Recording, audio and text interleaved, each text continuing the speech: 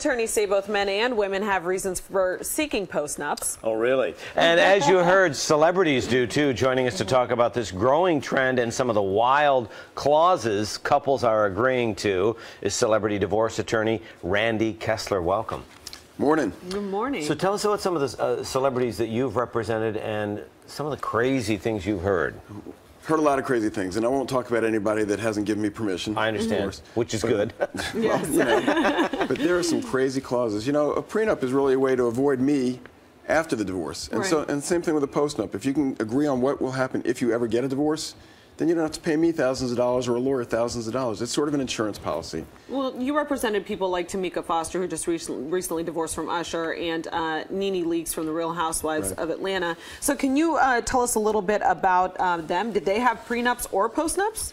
You know, I can't talk about their particular cases, but folks like that are high-powered, they pretty much are in charge of their own destiny, and they like to know ahead of time what's going to happen. I mean, that's what makes them successful, pre-planning. You know, sort of the ounce of prevention is really worth the pound of care. But isn't that so unromantic? A postnup. I mean, come on. This is supposed to be your partner. A $100,000 divorce is pretty unromantic, too. Well, so, I mean, prenups, too. Yeah. I mean, because you're, like, planning a wedding while at the same time planning to make sure nothing happens to you if things go bad. Right. So it's just unromantic all the way around. Can you, real quickly, the process is, this is after I'm married or this is before I'm married? A postnup is the new thing. Prenups were before you're married.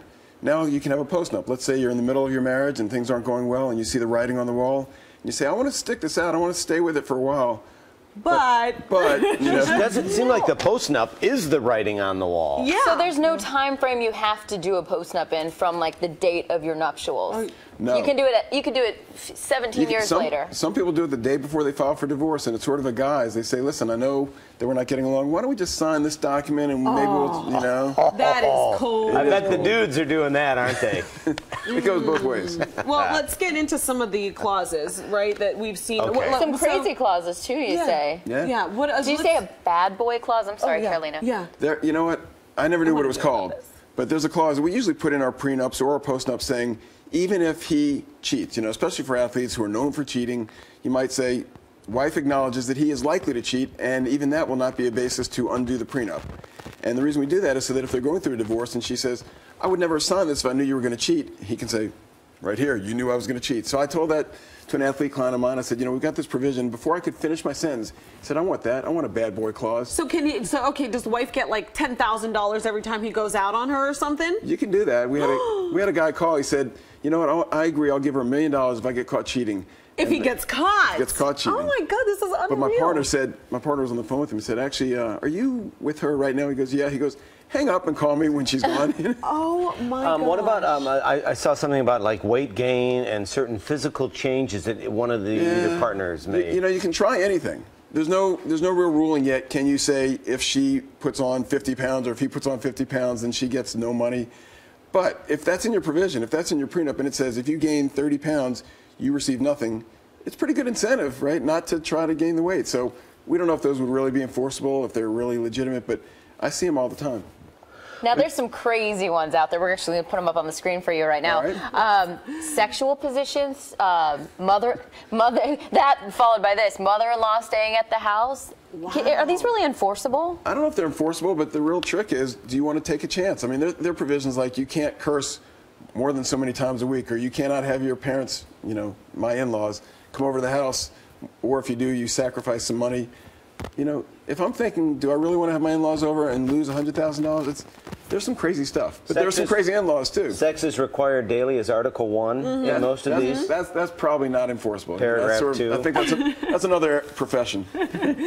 One football game per Sunday. Yes. I've heard of a golfing clause, like has so many golfing outings per month. Yeah, but you know, it might be that she wants him to take a lot more golfing outings. You know, it depends on the relationship. So. Wow. What about custody issues? Custody issues you cannot put in a prenup. I mean, what's good for the children is always up to the judge. Because you never know in 3 years when we get divorced, I may be a drug addict, she may be a drug addict. Who knows what's good for the kids? So you can't predict what's good for the kids. You can, in a will, like Michael Jackson did, say who your preference is, like he wanted his mother to be in charge. And Diana Ross, but that's not happening.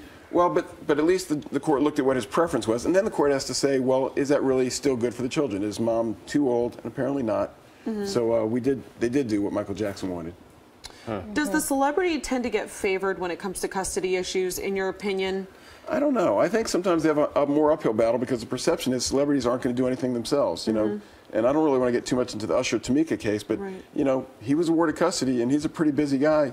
I think that case is still in the courts and still up for appeal, so we don't know what's going to happen. Do you have a post-nup?